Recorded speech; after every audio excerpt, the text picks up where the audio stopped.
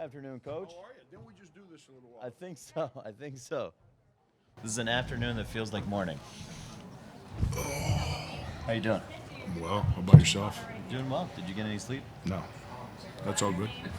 Do you need any caffeine? I am so loaded up on caffeine right now. Are you okay?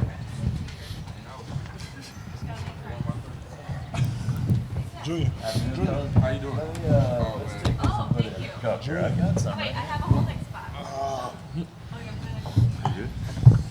And Darius, I got your cup right here. Hold on.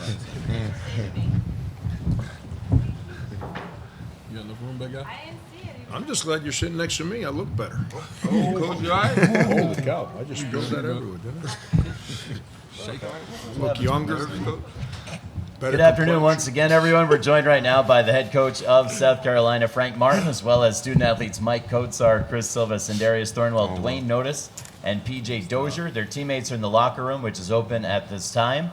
And we're looking for a couple of opening comments from Coach Martin. Then we'll take questions for anyone you have them for.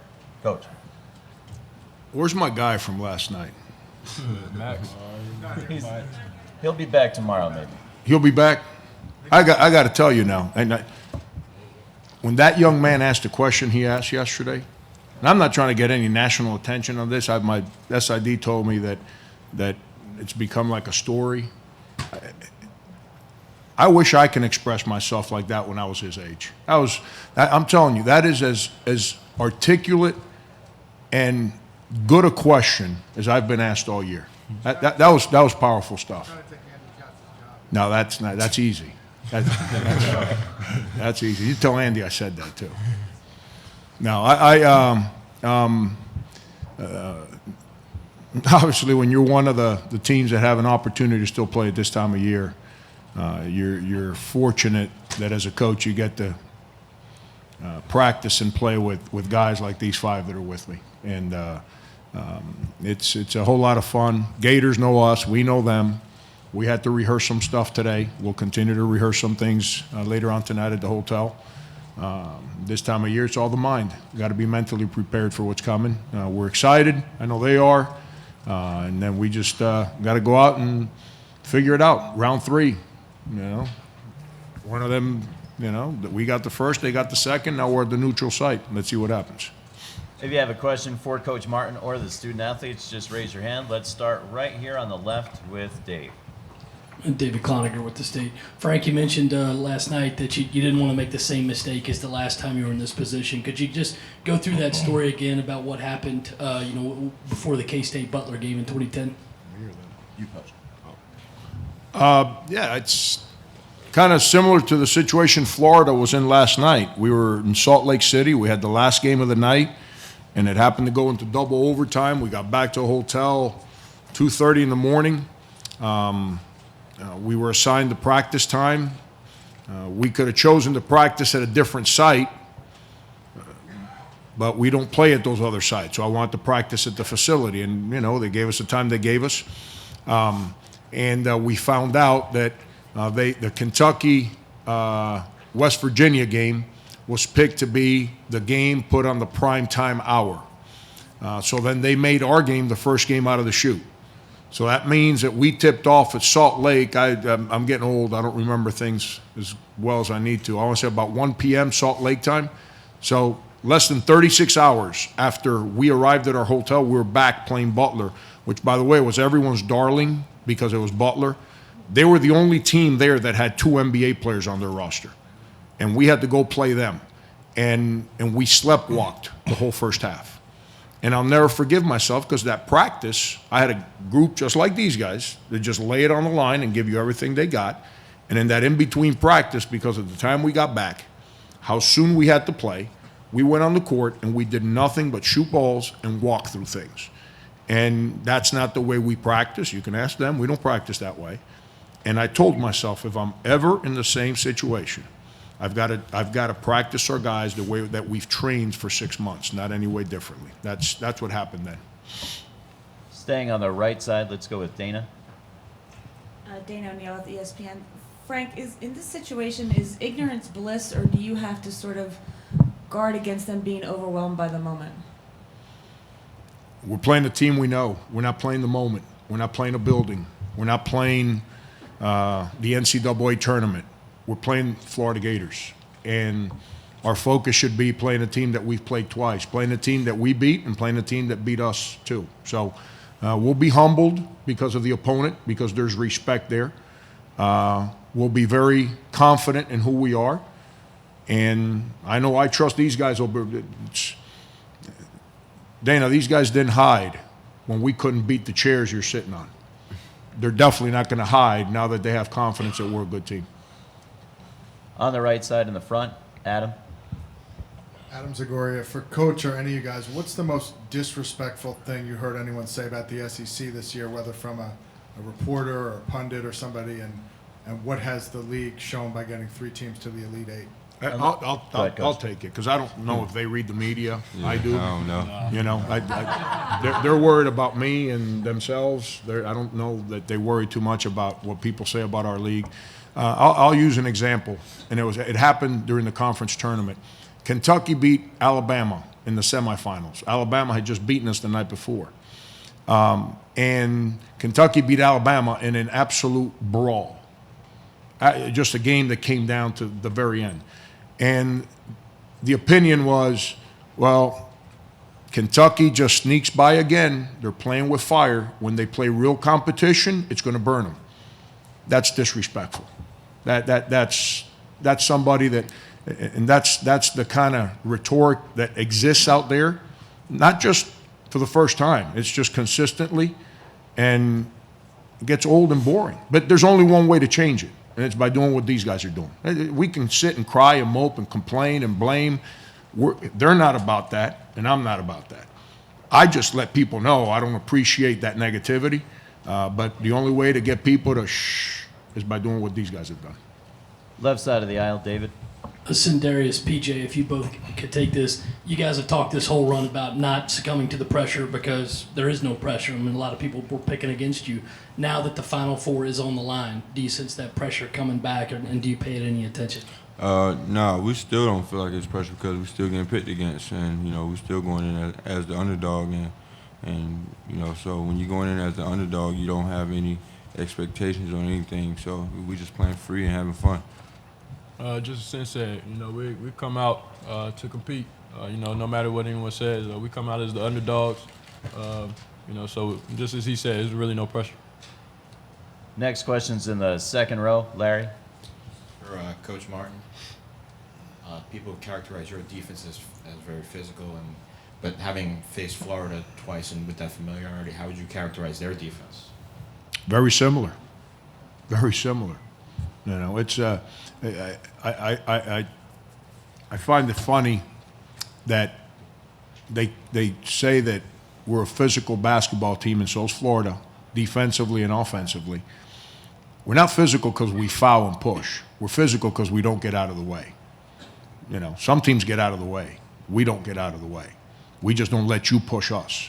But we're not trying to foul. That's not what we do. We don't give up on plays. We're constantly rotating, constantly talking. But Florida's very similar. Different techniques. They switch a lot. They use unbelievable size to their advantage. They don't get out and deny as aggressively as we do. But the end result's pretty, different ways of doing things to get the same kind of result. But at the end of the day, they're also very physical defensively, very disciplined. They don't get out of the way. They don't, you might get a basket here and there and make you think, okay, here it goes, and they just stay with it. A lot like us. On the right side in the third row. Gene Sapicott from the Charleston Post and Courier. Hey, Frank, can you say a few things about your assistant coaches, and do you think a run like this can help a guy like Matt, get some good, decent looks as a head coach? Yeah, Fig's it's just a matter of time. We made a run at Kansas State, and my strength coach, Scott Greenewalt, Matt Figger, Andy Astley, Brad Underwood, all those guys were with us. And then we came here. And the same group, same exact staff that we had over there. Those guys signed up, and we have an unbelievable amount of loyalty towards one another. And that consistency that we have as a staff, I think, relays to all the players. They see how consistent we are, how loyal we're to one another, so it makes them be loyal to each other and loyal to everything that we do. But Matt, Perry Clark's on my staff. Perry's phenomenal in helping me. Perry's won 400 games as a head coach. PC stays in my ear. Like, everyone thinks that your assistants just sit there and agree with the head coach. PC's job is, he's not thin-skinned to telling me what he thinks I'm doing wrong and me not agreeing with him. He doesn't sit there and pout. That's why he's so good at what he does, how much he helps me. Matt Figger is going to unbelievable head coach as soon as he's given the opportunity. I think Brad Underwood has shown that he's pretty good at it. I go back to my high school days. I had 6 assistant coaches in my high school team become head high school coaches. I take a lot of pride. I give those assistants a lot of responsibilities. They'll tell you, the assistants run the scouting reports, not me. They do. I'm there to support them in the scout. I'm trying to help them prepare to become head coaches. I ask them to teach. I ask them to coach. Bruce Shingler, who's on our staff, he's my new guy. Bruce was a GA for me at K-State my first year as a head coach. He's phenomenal in his own way. I'll tell you funny stuff about Bruce. He's very soft-spoken. But there's a guy on our team that gets him aggravated all the time. And we'll be in drills, and if I'm on that side of the court, we don't even have to look. We hear Bruce's voice. We know who's in the drill. So we've got a phenomenal staff. Those guys, I'm not real smart. I work hard. I'm not real smart. That's why I end up trusting in people, and I surround myself with people that know what they're doing so they can help me, and most importantly, help these guys over here. About 5 minutes before the student athletes go to the breakouts, let's go to the left. Andy? For Sindarius and PJ, what's the biggest difference in the manner in which you guys are able to close out games this season as compared to the end of last season? Sindarius first, then PJ. I think it's just a matter of everybody just learning from the experience. Every year we've gotten better at something when it comes to games. Every year, we've won more games, and this year I think it's just a matter of not wanting to lose those close games at the end and learning how to finish games, and I think that's really it.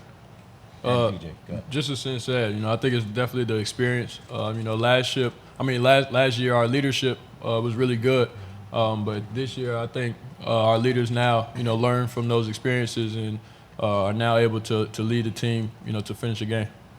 Toward the back on the left, Kevin. Yeah, Kevin Brockway, Gainesville Sun. Frank, you went through a stretch in late February where you felt like your defense was off a little bit and you guys weren't getting out on some shooters when you played Florida the last time. Just how did you guys solve that into March and get back to defending at a high level? We just went through something every team goes through. We slipped a little bit. We weren't off by a lot. It wasn't our attitudes. We just slipped a little bit. We played real good teams on the road. Played Florida at the road, played Vanderbilt on the road, played Ole Miss on the road. And all those teams, it gets back to the first question about the whole SEC situation. Played Arkansas at home. They got real good guards, and they attack you, and they're hard guards. We just slipped a little bit, and those guys made hard shots. Like, we lost Alabama at home. They had 2 players that combined averaged 9 points a game. They scored 44 that day. Just some guys scored baskets that it happens. And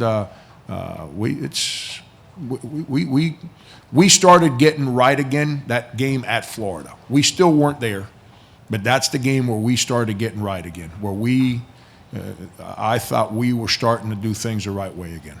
It all starts guarding the basketball. When we guard the ball the right way, and our ball screen coverage is good, then we keep the ball from getting the paint. If the ball doesn't get the paint, then you don't have to rotate the shooters, and that's where we have to continue to work at every single day. We'll use the left-hand microphone to the right, Mike. Yeah, Mike Bianchi with the Orlando Sentinel. Coach, I believe you got a big raise to come to South Carolina. I'm just wondering the revenue stream in the SEC now with the SEC network. Obviously, football generates a lot of revenue. Is that trickling into basketball now? Can you address just how much commitment and resources SEC schools are putting toward basketball? I understand your question, but why do you have to bring up the fact that I got a raise to go to South Carolina? What's that have to do with anything? I'm sure some of that resource money was Have you ever taken another job for less money? absolutely not. So why would you have to bring that one up? If I had lost, I wouldn't have a job. It's part of the deal. I don't know where that part came from, but I don't know. I read something the other day where after we beat Duke, our merchandise jumped by 320%. I remember at K-State, after my first year as a head coach, not the year I was Huggs' assistant, we had Beasley and those guys. The following year, we set a school record for total number of applicants and the most minority applicants in the history of the school. It's powerful, it's powerful. It's an unbelievable platform, and these guys, when you take care of your business like these guys have, and you use the opportunity that this university is providing these young men, and they do it the right way, the way they're doing it. Now, I'm not speaking about they do it differently than other teams. I'm just speaking about the guys that play for me. They're setting themselves up for life. If you're a business person that has season tickets and you're watching these guys play 35 times a year, and you see the fact that they go in the community and they set school records for community service, how involved they are in the community, they're getting hired. The day they're done, the day they say, I don't feel like playing ever again, they're set up for life. That's what it's about. And it's a two-way street. Everyone benefits from the way your teams play. It's no different than any other business out there. People don't work, the business fails. You end up losing your job, bankrupt, whatever. When everyone works in the same direction, everybody benefits from the situation. And that's what's happening right now. I'm right in the middle of this whole thing right now. So I really don't know. I know, I can tell you this, our attendance has gone from 3,000 the first game I ever coached in the building to averaging 14,000 a game. So obviously there's more revenue being generated in attendance. I got to think that because of our success, we all know how this works. You get teams in the NCAA tournament, it means more money for each institution in your conference, more money for your own institution as you move through the tournament. So from all those standpoints, I think it all adds up, and everyone has a better. You realize the platform these guys have right now? Being able to sit here and speak to you, speak to the world, play the way they play, show the world how hard and committed, how hard they play, and how committed they are. If I'm an employer, I'm giving them a job. It's an unbelievable platform that they have right now. We have time for one more question for the student athletes, if there is one, before they head to their breakouts. Adam, is yours for the student athletes?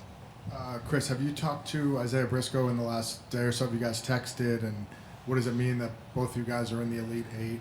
And can you talk about the dunks where he would throw it off the backboard at Roselle Catholic and you'd throw it down? So that's why we can't get him to dunk the ball. We got to throw it off the backboard. Yeah, we just talked yesterday, and like we keep talking and stay in contact. Everybody like each other doing. And What did he say? What did you say? he asked me played. I said I think I play all right, and I asked him how he played. He told me he played good, and that's it. That was like a signature game, like when we dominate and we having fun, and when he's in fast break, he always know I'm gonna run behind him, so he got tore off the board. Yeah. We want to thank Mike and Chris and Darius, Dwayne, and PJ for joining us. They're going to head down the hall to the breakout areas. They're going to be in the Delta Club here at Madison Square Garden. They'll take your questions down there. Video recording is allowed. Social media recording and publishing is allowed in those areas.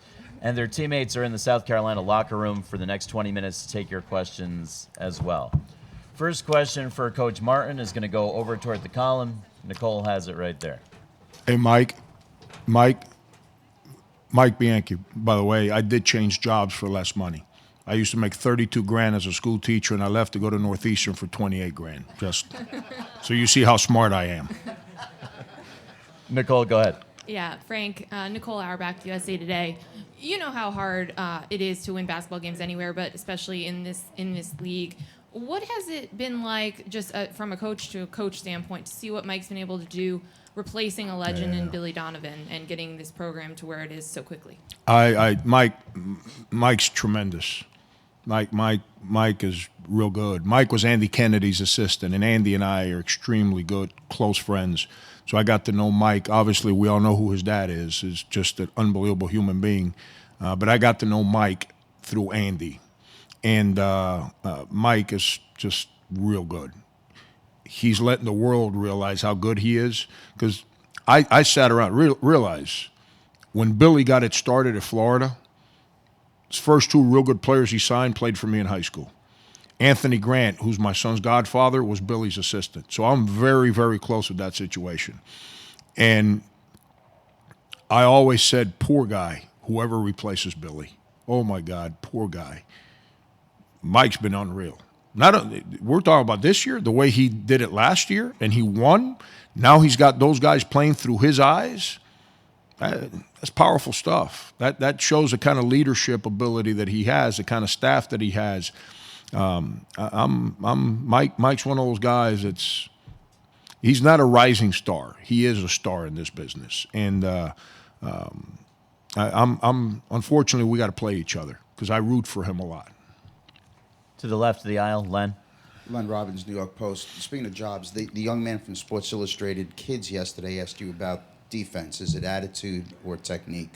And you said, best question, right? You said attitude. So in a day and age where kids want dunks and 25, how do you get your kids to play on that end the way you get them to play? This is something I ask our players all the time, and I usually do it at the beginning of the year. You know, I said, are there more good NBA teams or bad NBA teams? And they sit around, they're like, I said, seriously, do more teams have winning records or losing records in the NBA? They say losing records. I said, okay.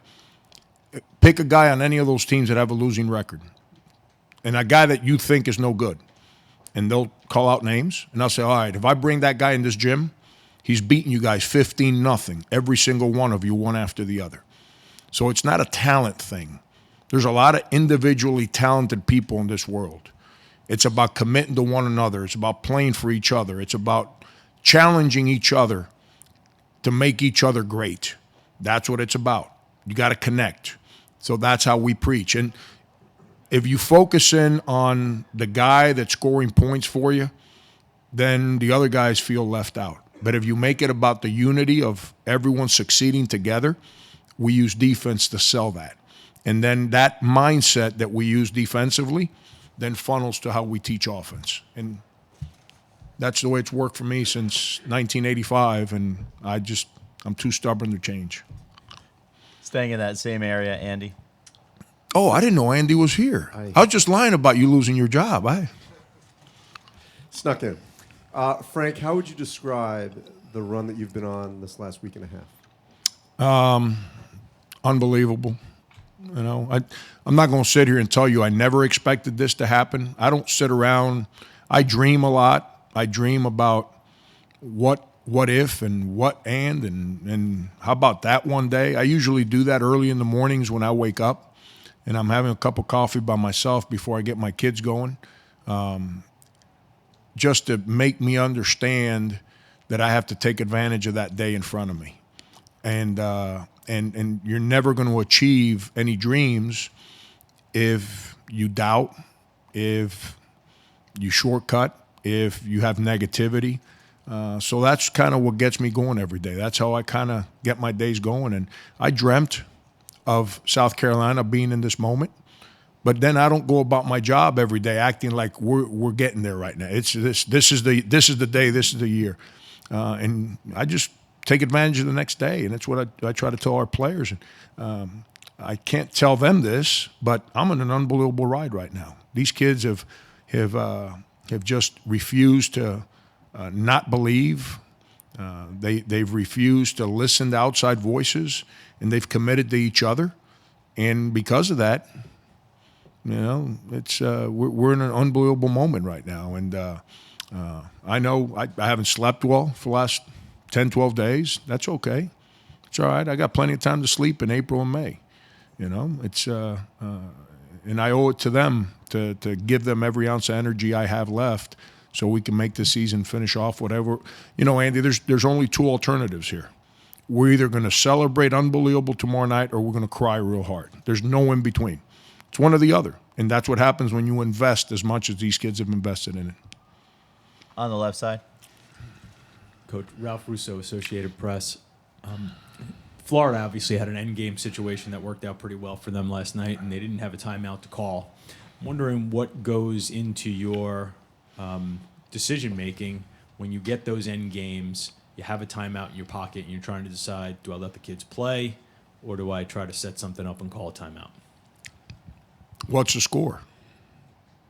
There's a lot of situations. I mean, we can anytime we're tied, I'm not calling a timeout. If we're down 1, probably not calling a timeout. That's kind of the way we rehearse. If we're down 3, we're going to foul inside of 7, 8 seconds to go. But there's a whole lot of different situations. You call a timeout to go the length of the court. It allows the defense to do a better job of setting up so people can get their matchups, and then they can double your point guard and all that other stuff. If you don't call a timeout, you can get the defense scrambling a little bit. And I think that's kind of what happened last night. So I don't know. It's, sometimes you do exactly what you're trained to do and you get a perfect shot and that thing does not go in the hole. Sometimes you get a broken play and the guy jumps off sideways 1 foot and throws it over his shoulder and it goes in the net. And you can rehearse a lot, but at the end of the day, things have to go your way and breaks have to go your way. And all of a sudden we look a lot smarter when that happens than we really are sometimes. On the right side in the back. Hey, Coach. Coley Harvey, ESPN. Kind of sticking to that theme of getting a team scrambling, so to speak. Sendarius said last night that he felt like you guys were in Baylor's head all night. Simple question. How does a team do that for 40 minutes? Players have a different feel than coaches from that standpoint, like getting in people's heads. Because they're on the court. They can hear what conversations the players are having amongst teammates and all that stuff. So they get a different feel than us on the sideline. I'm always worried about how teams are trying to attack us so I can prepare our guys if something's hurting us. After the first 8-9 minutes of the game or so, I kept telling my assistants, if we don't start fouling and we keep rebounding, Baylor's going to struggle to score tonight. That was just the feel I got from the sideline. I felt that we were on, not because of them, because of us. I thought we were on point with our on-ball defense. I thought we were on point with our ball screen coverage. I thought we were doing such a good job on the perimeter that it was making it hard for them to get Motley the ball close to the basket. They run certain plays that get Motley the ball in the post that we tried to prepare our guys for. Mike Kotsar was unbelievable in knowing the play was coming, reading it, and beating them on the cut. So that way Motley couldn't get his catch in his spot. The times he did get it in his spot, we had help rotations that we had in place, and those rotations were as clean as they can possibly be. So 8-9 minutes into the game, if we didn't start getting lazy or hand checking or ball screen coverage kept being clean, I said, if we can keep this up, we've got a chance to make it hard for them to score. That was just the feel I got. Then we went to the zone, and our zone was pretty good, kind of slowed them down. They had to pass a lot before they shot, which made them eat clock, and kept them away from just spacing and driving. So that was my feel on the game. The players probably maybe heard some of the conversations amongst the other players or something. I don't know. I just know our guys were on point. They were really, really doing the things we asked them to do in practice. We do have a few more minutes for questions for Coach Martin, and when Coach Martin's finished in here, he won't have time for a gaggle or a scrum, unfortunately, but there's one up there for Mike. Yeah, Coach, Mike Bianchi with the Orlando Sentinel again. I want to follow up on a question I asked earlier, just about the SEC network. Obviously, just came into being 2 or 3 years ago. A lot of money goes into that, a lot of exposure, not just for football, but for basketball. How has that helped you? And I believe the SEC, 9 of the top 20 schools in the country, SEC has the top athletic budget. Just talk about the revenue that goes into basketball now. I don't know if I like the story you're trying to write. I'm not a bookkeeper. I'm not trying to be a smart aleck. Obviously, all the leagues are collecting unbelievable money from television revenue. SEC more than the others. Oh, then no doubt. So what do you think that makes the SEC? Pretty darn good. You know what I mean? People don't pay for bad products. So obviously our league is doing things across the board. Everyone wants to talk about our football. Football's pretty good. Go look at how many national championships have been won in all the other sports. It's pretty darn good across the board. So it's a powerful conference, and obviously it's appealing. Television wouldn't pay that much money for schools that people have no interest in watching. So it's got to be fairly appealing for that to happen. Our school's not taking the money and investing it into, I don't know, a nice flower garden in back of someone's house. We have an unbelievable academic facility that costs millions and millions and millions of dollars. I can't speak for other schools. We lead the SEC in graduation rate, APR rate, all the academic numbers. I want to say it's 8 consecutive years because we've hired unbelievable people to help prepare our young people to be successful in life. Those are the kind of I've been at Northeastern where there wasn't a lot of revenue generated, so there was not a lot of money invested into basketball. And there was 250 student athletes in study hall with one person. And then as a coach, you tried to get involved and you were told you can't because there was concerns for academic fraud. So one person to help 250, how can you be successful there? You understand what I'm saying? So, that's the thing with the big schools. And our school's part of a league that generates serious revenue. And the schools are reinvesting a lot of money into making the whole situation better for the guys on our team. All the way on the right in the back.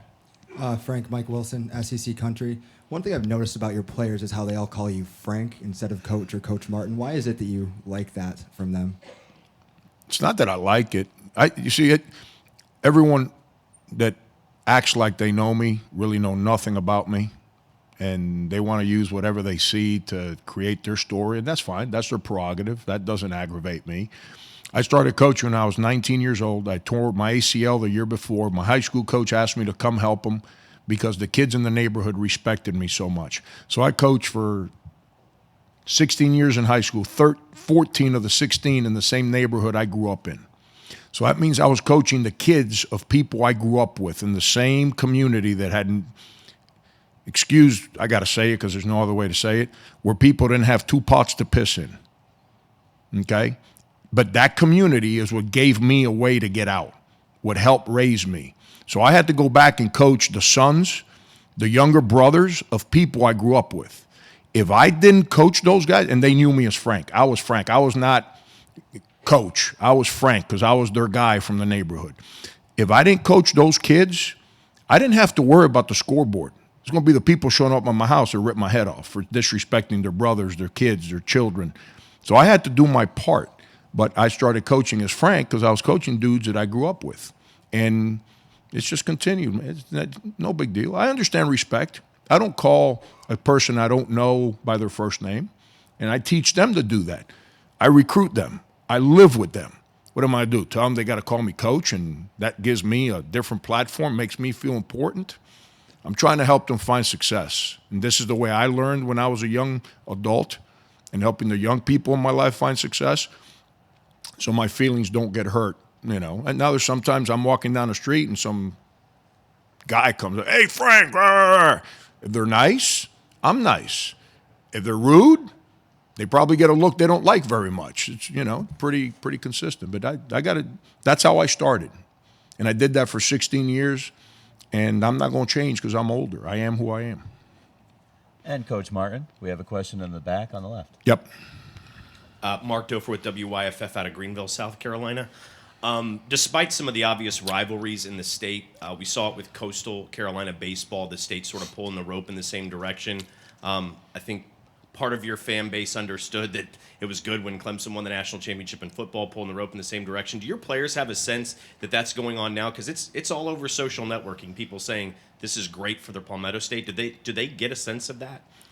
I really haven't spoken to them about that. When the season ends, then we get to talking about some of those things. We do some great things as a team, which we haven't done since January. We call them team talks, and we sit down and We'll talk for 2 hours, 1 hour, however long they want to speak for on social issues, nothing to do with basketball. And I've learned a lot about them in those conversations. I'm sure when the season's over, we'll engage in some of those talks, but it's awesome for our state. You know, what Coastal did, the attention they brought, the success that they brought to our state, what Clemson did, you know, and we're not there yet, but we've brought a lot of attention to our basketball program. That's also a plus for our state. So all those things are positives. Anytime you do things like that, you're bringing positivity to the people that you live with, your neighbors, your community, and that's what it's all about in our state. We have two on the right, and that'll wrap things up. Let's start just to the right of the aisle. Jamal Murphy, Bill Roden on Sports. I just wanted to know I just wanted to get a feeling for your core coaching values or tenets that have been with you from the beginning. Passion, and it's when I go into kids' homes, it's the way like when I go back to my high school, which I do all the time, I never go see the teachers that made it easy on me. The ones that just kind of let me get by, I got no time for them. I liked it when I was 17 years old, but I got no time for them as a grown man now. I go back and I hug and kiss every single one that held accountability way up here and would never let me off the hook. So when I go in kids' homes and I recruit, what I tell their parents is, you guys might be mad at me sometimes. I'm okay with that. But the one thing you never have to worry about me is that I'm going to lie or I'm going to cheat your child. Neither one of those two things are ever happening. And that's who I am. That's who I am. That's what I try to invest in them, to be honest. See, I got 4 core values I live my life by, and I run our teams by, I run my family with. Honesty, loyalty, trust, and love. And the only way to get to love is if you experience the other 3. When you get to love, that gets strong. I don't care what storm comes through, you're not breaking love. But if you get to love without the other 3, you let that thing go right away. So you got to go through the first 3, and that's the only way you get to love. And that's what I live by. I run my family by that, and I try to coach our guys that way, to get them to that place in life. That's why people see Sindarius and they say, our relationship has gotten to love because we've gone through the first 3 stages already. We'd like to thank Coach Martin for joining us. He's going to head directly to some NCAA media obligations, so he won't have time for a gaggle following this one. But thank you, Coach, for joining us for these 40 minutes. Thank you. Good luck tomorrow.